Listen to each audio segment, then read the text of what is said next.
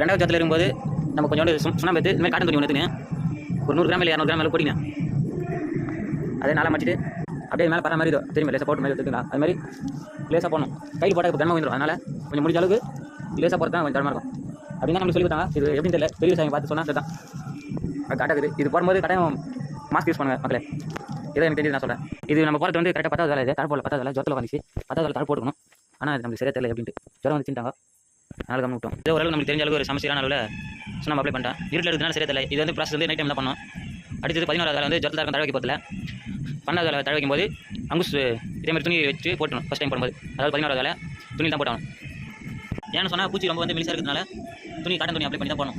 இதுதான் முறை. ஜுரத்தில் இருக்கிறது எப்படி கண்டுபிடிக்குதுன்னா இந்த மாதிரி பூச்சி வந்து தலை தூக்கின்னு இருக்கும். சம்டைம் வந்து இந்த வாய்ப்பகுதி வந்து ரொம்ப கூர்மையாக இருக்கும். மன வாய்ப்பகுதி வந்து ரொம்ப கூர்மையாக இருக்கும். இறை எடுக்கும்போது கொஞ்சம் வாய்ப்பகுதி அகலமாக இருக்கும். ஓகே, அவ்வளோ பதிவு.